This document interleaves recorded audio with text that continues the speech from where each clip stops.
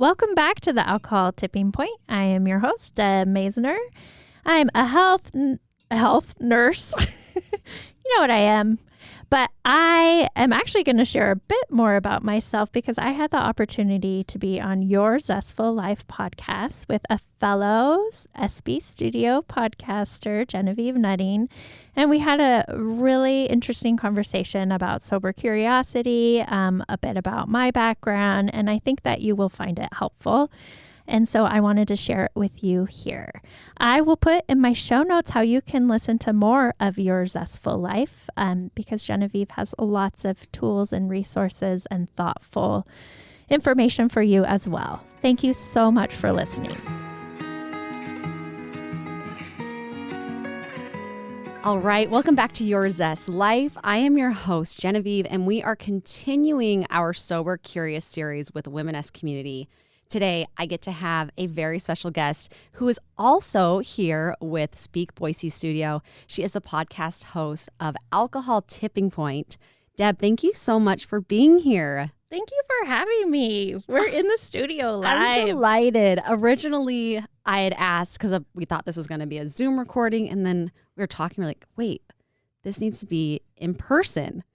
Yes. Which is a treat now after how many Zoom calls? I had lost track. Yeah, I'm usually like talking to a blank wall. Yeah, because you're no on live Zoom. person in here. But you get to interview people from all over the world, which Yes. is so cool. Yes. I was listening to some of your podcasts and you had some from Australia, I want to say, on one of them. What's been something that has surprised you about the podcast industry or being a podcast host? Oh, just the podcast industry. I think I love how accessible it is for everybody. And I love that I have this opportunity to connect with people from all over the world. I think it's easier than I thought it would be, but that's because of Travis and Speak Studios. Thank you, Travis. I think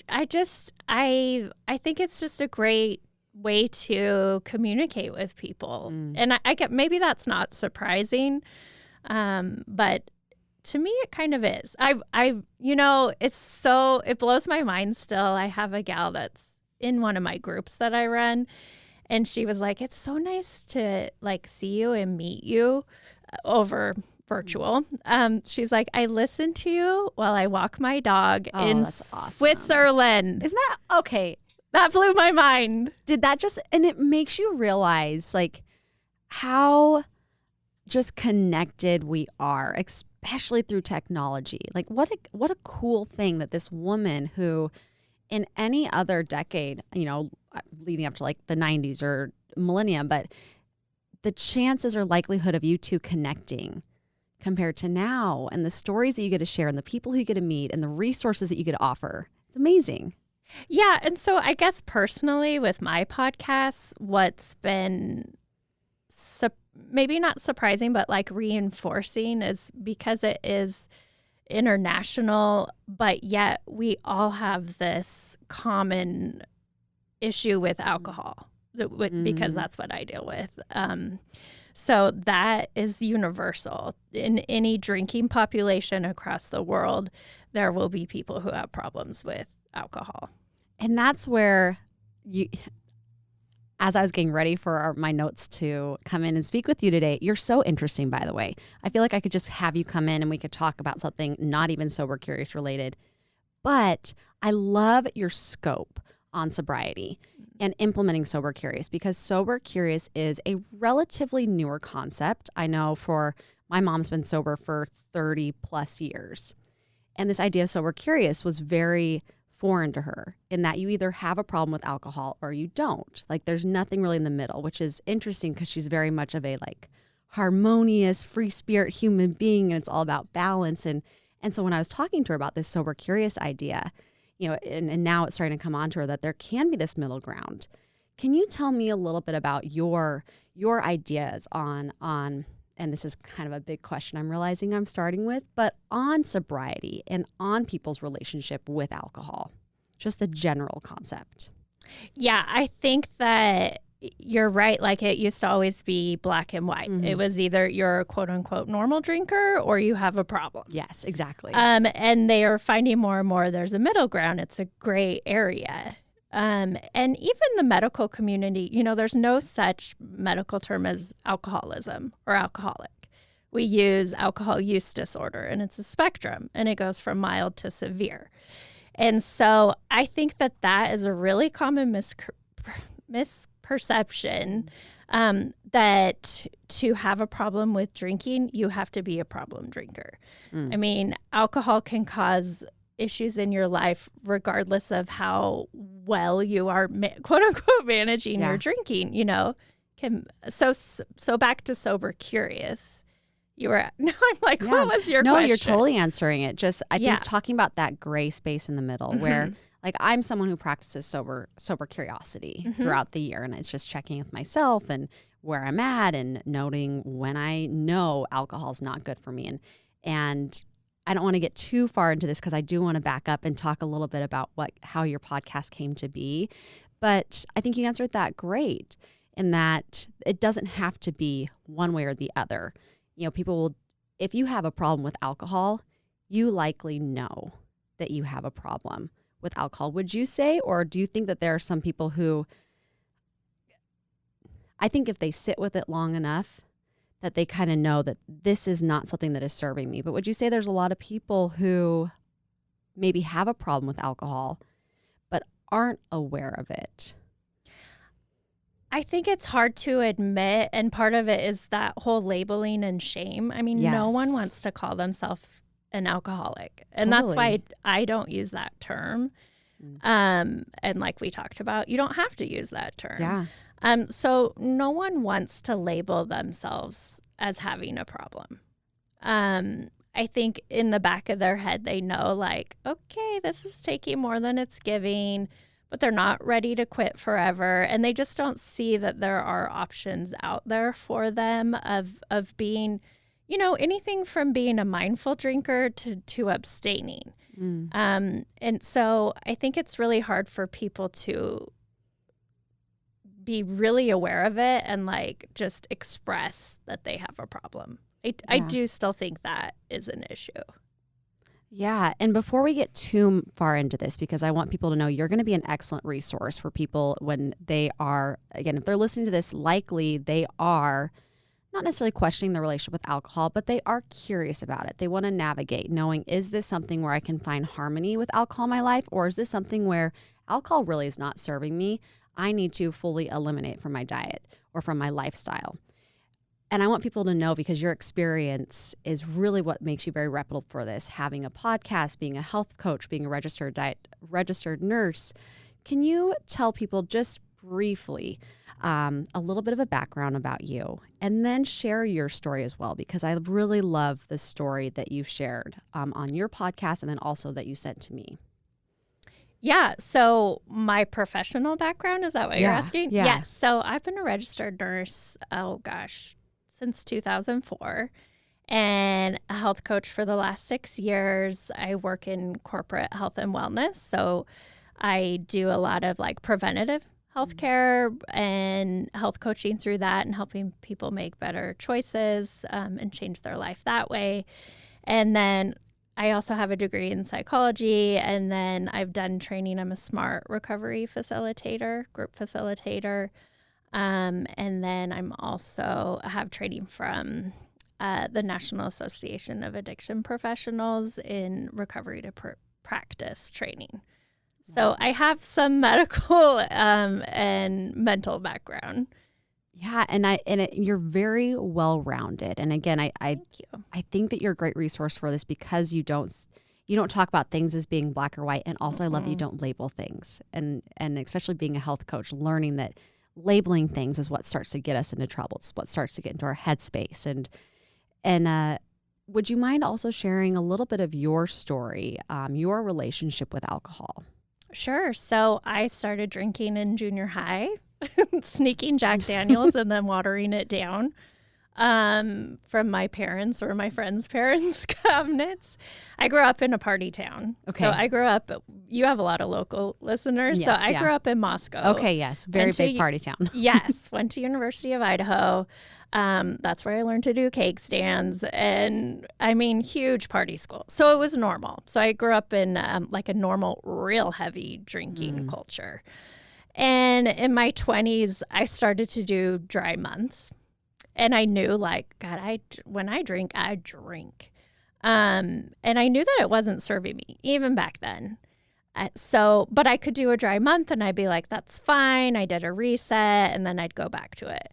And then it didn't really become really, really bad until after I had young kids. And I stayed home from my nursing job to raise my children, who are now 12 and 15. So I stayed home with them until they were in grade school. But when I feel bad. This is so common though, but as a parent, like this, it was my way of being there, but not being there. It was my way to mentally check out. And so I really started drinking a lot, started sneaking it, hiding it, and going to like medical professionals and saying like, I think I have a drinking problem and not getting help. And then feeling just so alone. Like I'm gonna start crying. Yeah. That's why I do this. Like I felt so alone.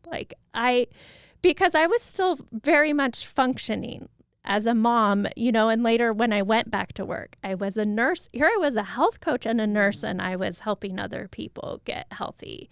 And it was always this one thing I could not get under control.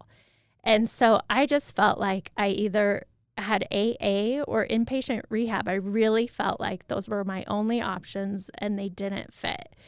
And so I found the Alcohol Experiment online, which is Annie Grace's program. She wrote This Naked Mind, which is like paradigm shifting book. If anyone's looking to like change their drinking, read This Naked Mind.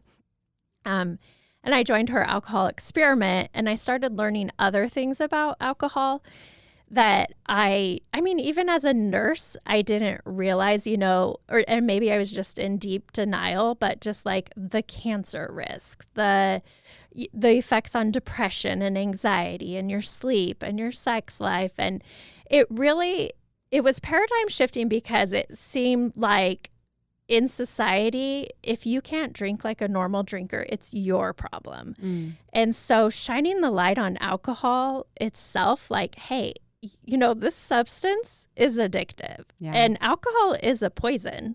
It's a drug. We always say drugs and alcohol, but alcohol is ethanol. It is a drug. Yeah.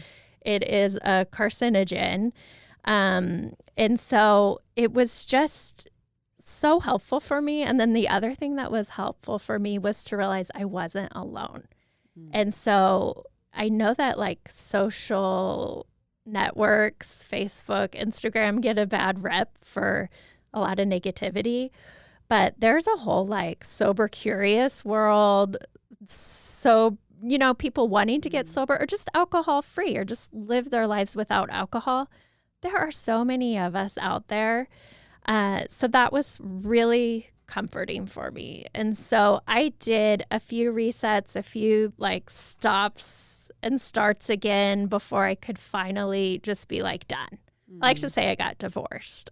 And I love that term because it's a relationship. If you think about your relationship with food, your relationship with alcohol, that's huge. So January 1st, 2020 was my last drink in the wee hours. Yeah. So it's been over 2 years now. Congratulations and happy belated anniversary. Thank you. Yeah. I think that what you just shared too is really impactful because I think a lot of times, and my sister was on the last episode, she said this, that we have this idea of what, if you want to label it as an alcoholic or someone who maybe has a negative relationship with alcohol or a problem, whatever you want to associate it with, but as having this image, right? And she said it as it's this old man at a bar. He's got the beer belly. He looks haggard. And I think it's important to recognize that these are everyday people. They are the people who are dropping off their kids in the drop-off line at school. They are the person behind you in the grocery store. Like, it's a very normal thing to have a complicated or a difficult relationship with alcohol, with substance, with food. And so I love that you're normalizing this and making it so that people, we're breaking down that wall of it's okay to identify where you might have a problem with anything at all. Yeah. And I think I just got goosebumps because I was thinking about, I had just read, so Recovery Elevator is another popular podcast for people who are sober curious. But they had done a poll with their listeners and they found like over half were married, half had like incomes of over $100,000. They were educated. They were, not your typical stereotype, right? And then the founder was like, we're not only keeping up with the Joneses, we are the motherfucking Joneses. Yes. So that bringing a space together, and I think that that's what you do with Alcohol Tipping Point. So can you tell me then, where did this idea for Alcohol Tipping Point come in? For the business, for everything? Yeah, let's go back to the business because I have to say, again, I listened to one of your podcasts where you're talking about this. You designed your own website for your business. I did. You're amazing. I just have to say that. I'm like, I have to bring up that she did her own website because that's huge. I know. It's not my wheelhouse. So one thing that really helped me was changing my identity related to alcohol use. So I was always I always called myself a lush. Yeah. Like I'm just a heavy drinker. I'm a lush, right? And so when I could change that to like, I'm alcohol free, I'm sober as fuck, then I could really like live my life that way. Yeah. So empowering. Yeah. And I knew that I always wanted to help other people. I knew, here, I'm going to cry again. But it's the space for it, though. I just felt like when I get to the other side, I am not going to leave you behind. I am here for you, and I want to help you because I wish that I had some kind of help. Like I don't think there's enough people out there helping other people with this topic. So I always knew I wanted to use my nursing, use my health coaching to help people in some way. And then, so during the pandemic, I was reduced to half time because I'm in corporate health and wellness, and they cut like our hours. And so I used that time to build the Alcohol Tipping Point, to build the website on Wix. Wow. But I kind of had done some of that work through my corporate job. But I used that time to build up resources and whatnot. I called it Alcohol Tipping Point because I had been listening to a lot of Malcolm Gladwell. Yes. And so he has a book called The Tipping Point. And everything can reach a tipping point, right? I mean, you see it in the pandemic. You see it definitely with drinking. And I had reached the tipping point where it was taking more than it was giving. And so that's why I called it the Alcohol Tipping Point, an ATP for short, which a lot of like health people like because ATP is like the main energy source of your cells. Yeah. All my dietitian friends are like, I like that we it's just ATP. Geek out about that stuff, right? And I like that you made a joke about it too. You wanted a slogan. I feel like I just geeked out and stalked you, but you said you wanted like one of your goals for ATP was to have a theme song, and you said something about OPP. I forgot about that. I'm a nerd. I geek out about this stuff. So, anyways, I think that you're very punny. But yeah, tell us more. I do a lot of dad jokes. And I love dad jokes. So I think that's why I got them. More about the business. Yeah. Well, this part's kind of interesting. So I'm glad you're asking about it. So one of the things, removing alcohol from my life did make my life better, easier, and healthier. However, I still had headaches. Terrible headaches. I always thought it was just related to being hungover. And so I was like, why am I still getting these terrible headaches? Interesting. Hindsight, like my mom, my sister, and both my daughters have migraines. And so I didn't realize for years I had undiagnosed migraines.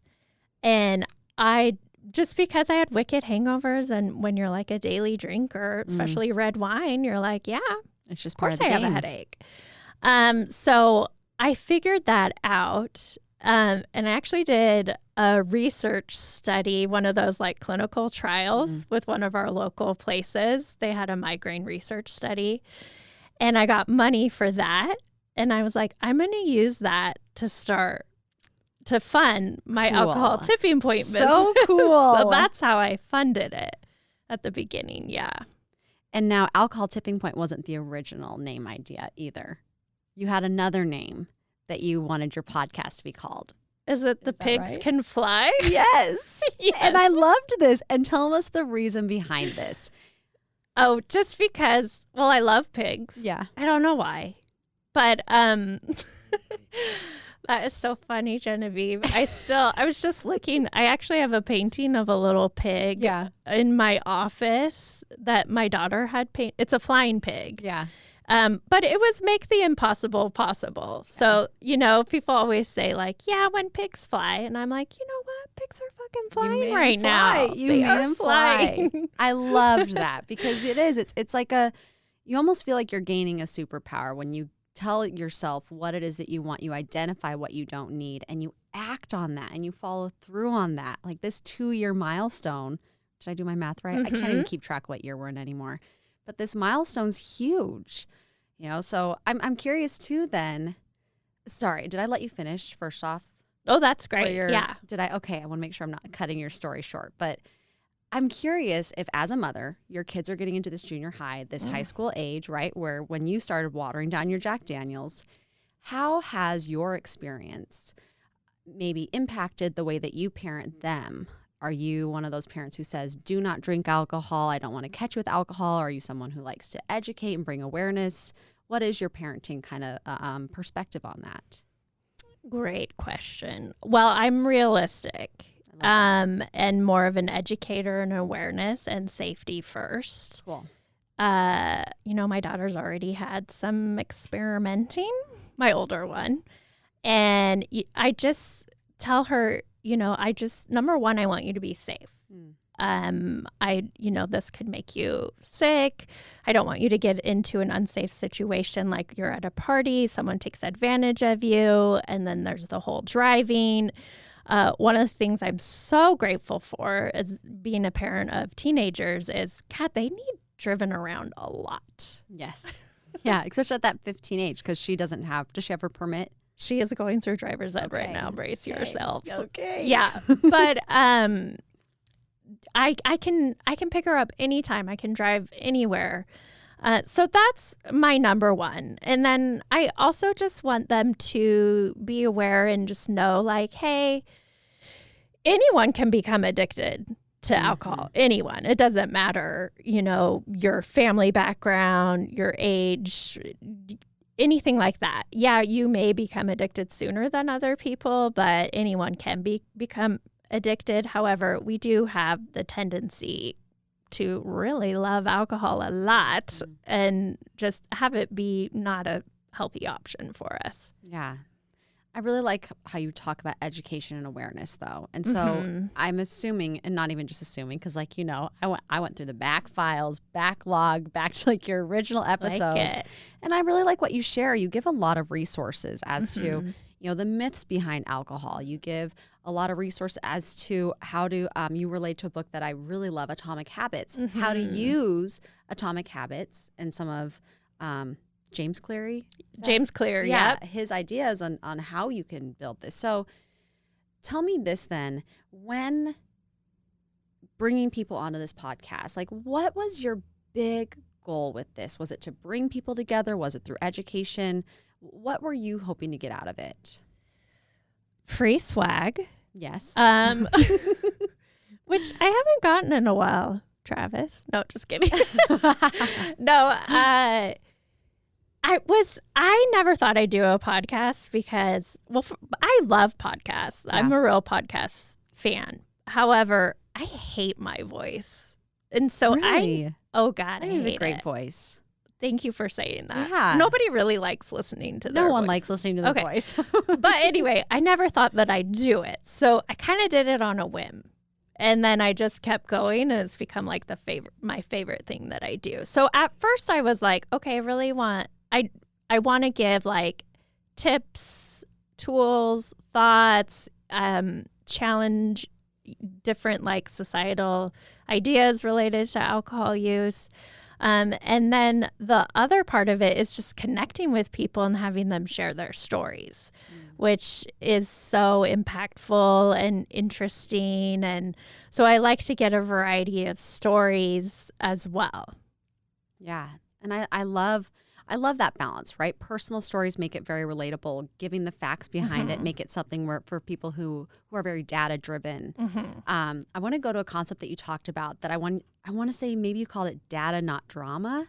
Is that correct? Yeah. I really love this because I think if we're looking at a relationship again with anything, that we do associate a lot of identifying with it, identifying negative behaviors, negative beliefs. Tell us a little bit, what does data, not drama mean?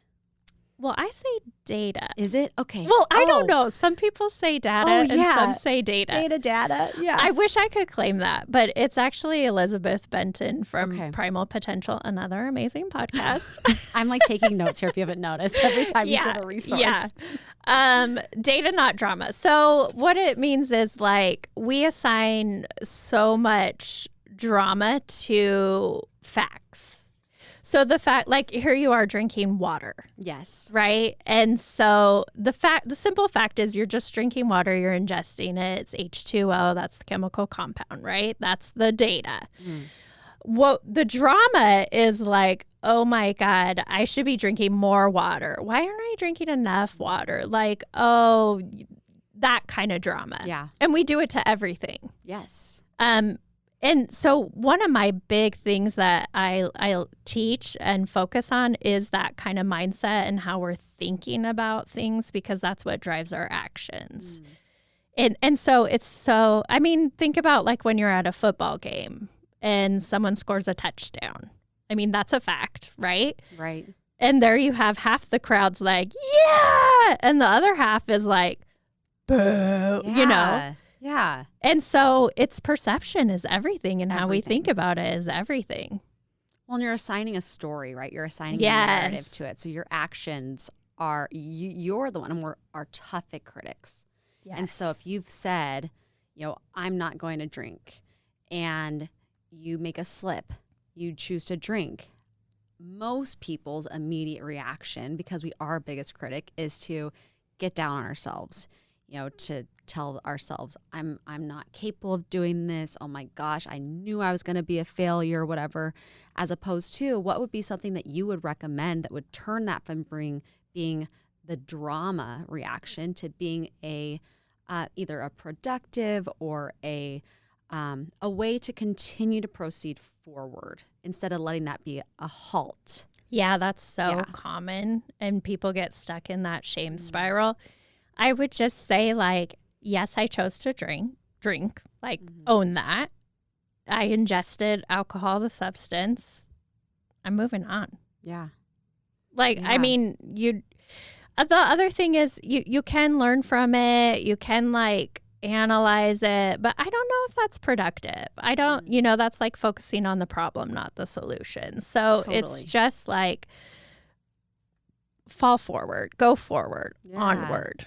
Yeah.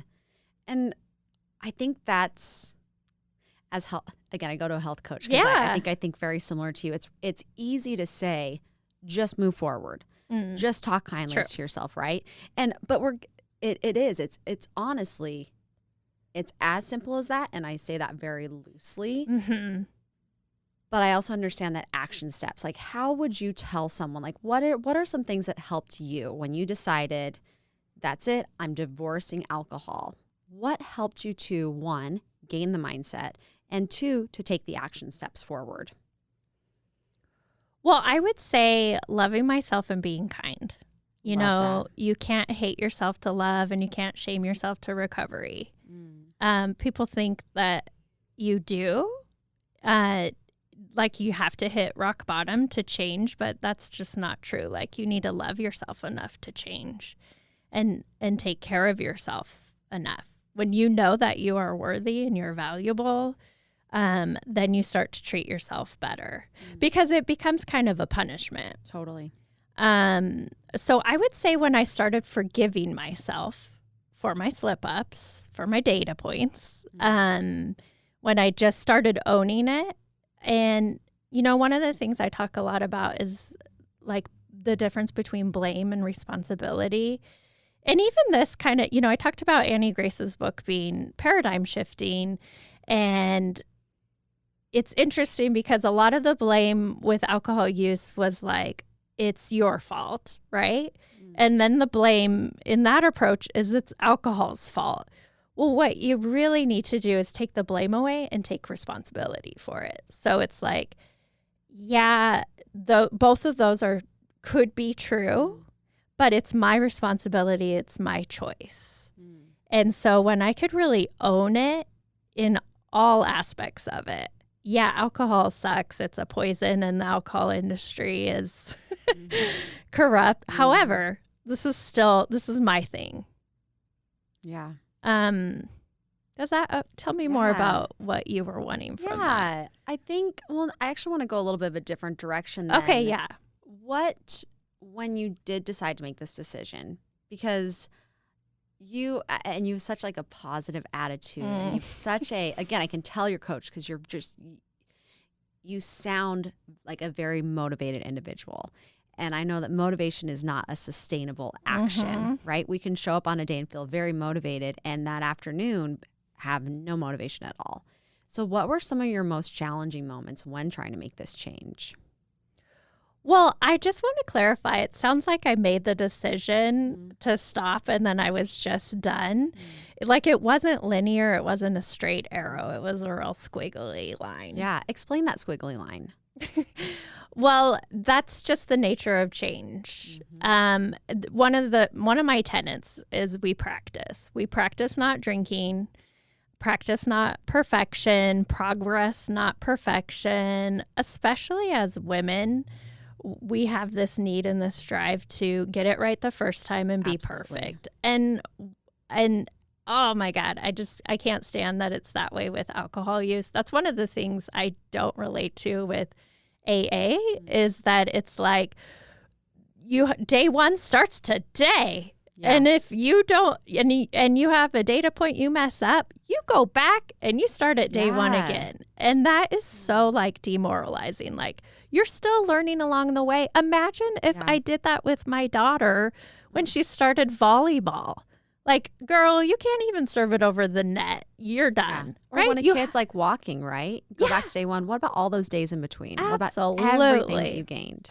So that's the line. So a straight, perfect line, I don't even know if that exists. There's some unicorns out there who stop and they're like, I'm done. Yeah. But for most people, it's like, I'm getting 5 days in without drinking, then I drink, or maybe I'm drinking less, or maybe I go off the rails for a month, but then I'm back, but you're still like changing and moving forward. Yeah. So that's the squiggly line. Yeah. Well, it's this all or nothing attitude that is so detrimental. Yes. It is. And again, I relate this to anything in life. If you're trying to change your lifestyle, your diet, your habits, whatever it is, I think that going back, and this is a common theme that I'm finding in these interviews, is it's finding that self-worth. When you can find that love for yourself, you're willing to get uncomfortable in areas that you know if you can make a change, if you can make a difference, it's going to be so much better on the other side. Yeah.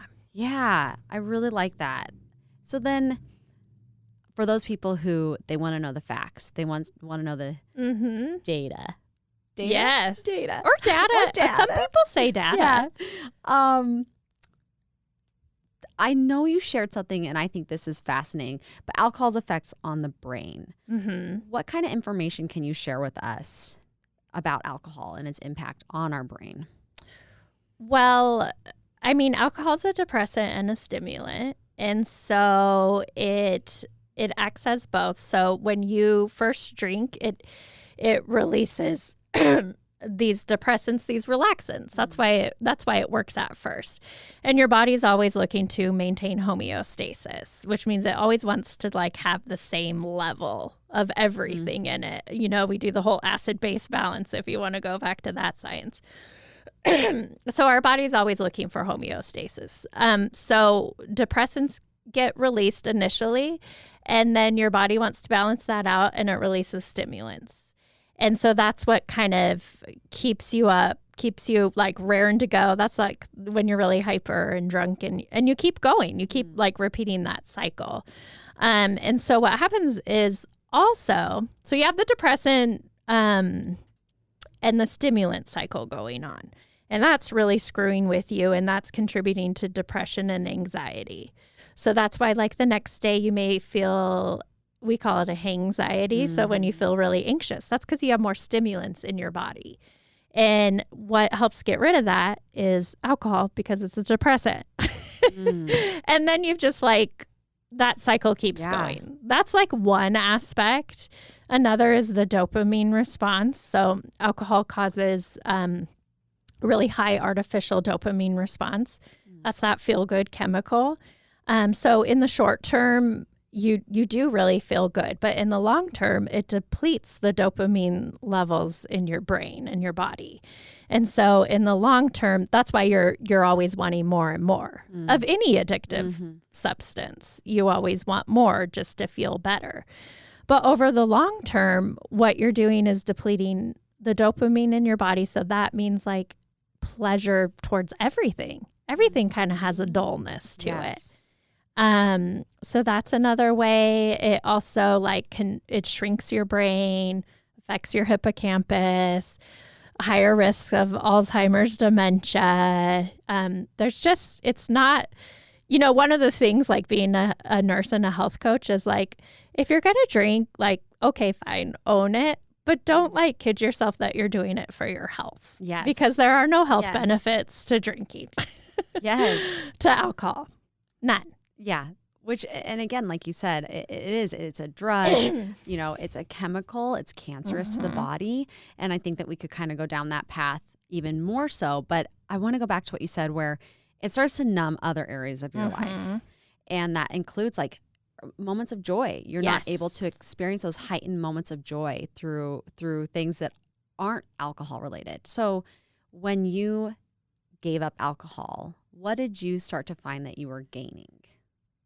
Oh gosh. So I love that you just said those tiny moments of joy, because they are the small moments, and it's silly stuff. Like today I was driving behind a car and the exhaust was coming out, and I was like, that looks so pretty. Because it was like just this lovely with kind the of cold and I mean, I'm talking like the sky is more beautiful. Yeah. The trees, the colors, it's like you don't realize it until you're on the other side. But everything is just better. It's just more clear. It's just, I've called it like your sparkle pill. Yeah. Sobriety is like a little sparkle pill if you're looking for a little something in your life. I love that, the sparkle pill. And so the sparkle pill is more like amplified when you lose alcohol. And I mean, that's everything though. Yeah. It is like joy and sorrow. I mean, you do feel everything more. But you learn that like no feelings last. And so that's very powerful, but that's the human experience. Yeah. And that's what makes it so wonderful. Yeah. Yeah. I know that, a lot of times we do use alcohol or substances to numb our pain, right? To numb the feelings we don't want to sit with. But then you also risk numbing those feelings that are so just overwhelmingly exuberant, joyful, happy. Right? Yeah. I think it was like Brene Brown said, like, you can't numb only the bad. Yeah. I'd also want to come back to, like, we talked a lot about like alcohol being if you have a problem, blah, blah, blah. Yeah. But I just want to like emphasize, you don't have to have a problem with drinking to remove alcohol from your life. The question really is, would your life be better without it? I really love that you said that, because I think that's where, again, going back to this idea of sober curious, where people are very, if it's a new concept to them, they're like, what does that mean though? And that's with anything, though. If you're looking at a relationship with someone in your life, it doesn't mean it needs to be a bad relationship. It does not need to be a toxic relationship, but just identifying like your life is short, your time is short, your resources are valuable. Mm-hmm. And I think that question you just asked, I would encourage people after they're done listening to this, or even right now, to really sit with that and think, how is alcohol bettering my life? Mm-hmm. It's fun to go for a hike and at the top of the mountain, bring out some wine and enjoy it. But is it really making it better? Or, can you still enjoy, that sunset on the beach? Can you still enjoy going out on the boat with your friends? Mm-hmm. And asking, like, is alcohol making my life better? Or what? Tell me your exact question again. Would removing alcohol from my life make it better? I love that. Mm-hmm. What else would you say then to people who are navigating their relationship with alcohol? Or what advice would you give them? Well, I always like to tell people they're not alone. And that there's no one way to quit or change or be curious or cut back or whatever that is. And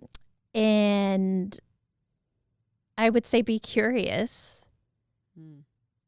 And just, and especially like you said, that sober curiosity, that just means like when you actually are drinking, like, how's this tasting? How am I feeling? How do I feel an hour later? How do I feel the next day? How did I sleep? Get really curious. And that's that whole awareness, because I think a lot of times we just go through the motions of things. And it's a habit. Yeah. For a lot of people, it's just a bad habit. And you can break bad habits. Yeah, you can. And I think it's cool that what we're finding, like we just did a post for Womeness today that was 6 local bars or restaurants. I saw that. Which one of our team members was responsible for that post. And when she came to me with it, and she had a full menu. So if you're in our group, you actually get access to the full menu of drinks they have. And it was like a proud moment because I remember doing this last year, and it was so challenging to find restaurants and menus besides like a Shirley Temple or something that made you feel like you're 10 years old.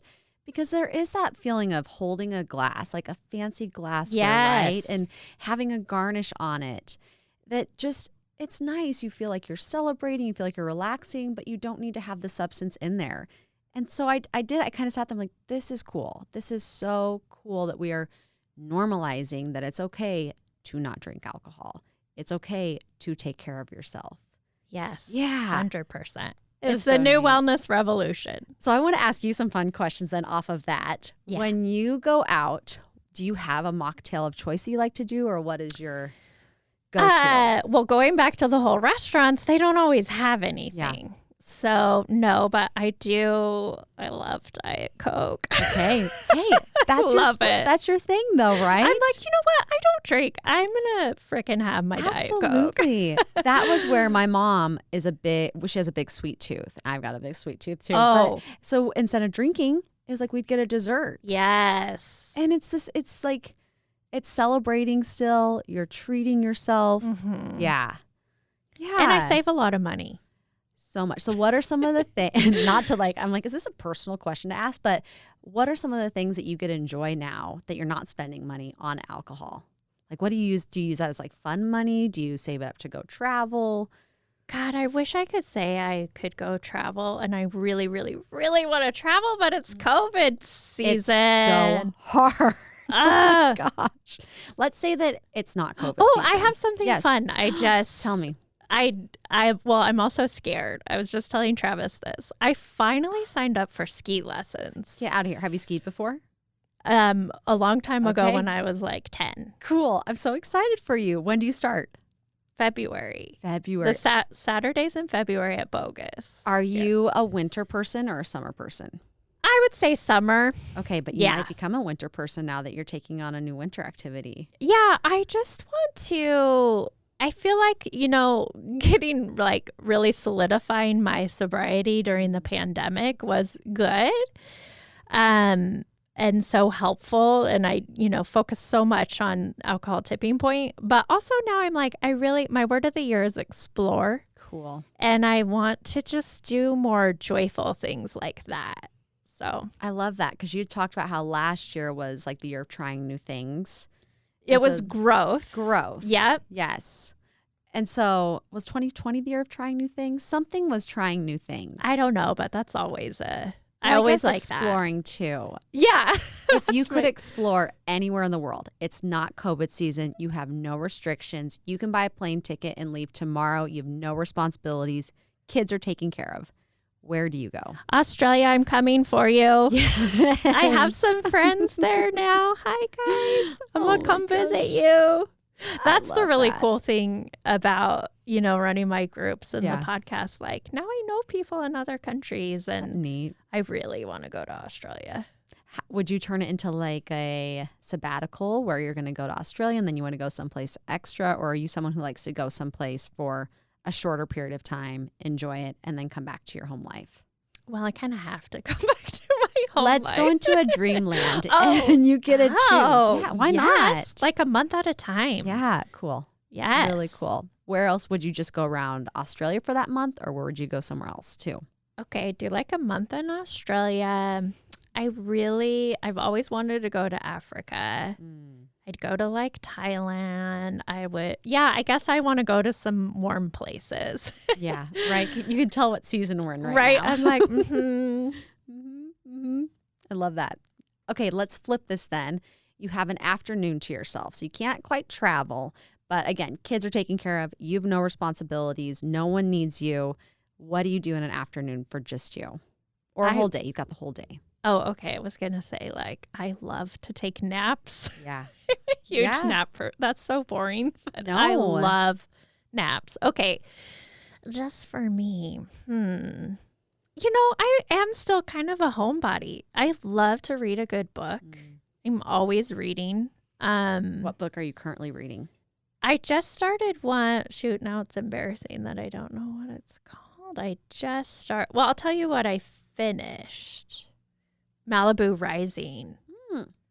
Taylor Jenkins Reid. Oh, it was really good. What is that one about? That sounds very It's about familiar. 4 siblings in Malibu in the 80s. And like their dad was a famous rock star.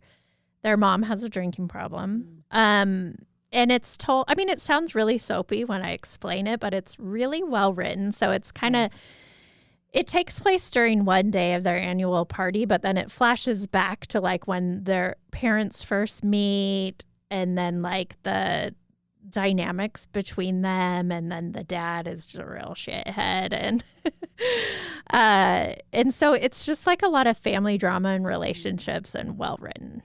It was great. I enjoy books like that because it's an escape from your world, where you can just be part of someone else's world. Yes. And I think it helps you to understand people better. Anyway, I feel like I'm going way too deep for this. No, I feel like reading is like a form of mindfulness for me. That's exactly it. Yeah, mindfulness, awareness. It's the best. And you also love to do puzzles. Is that right? I do love puzzles. I love puzzles. And during the pandemic, right? Like everyone got into puzzles. That's all that we get from our friends now. Because we did so many puzzles. I so have to borrow some puzzles from. I can only do them once. I'll just start leaving puzzles here for you, and then when you come back we'll have like one of those boxes, where people do like a community library.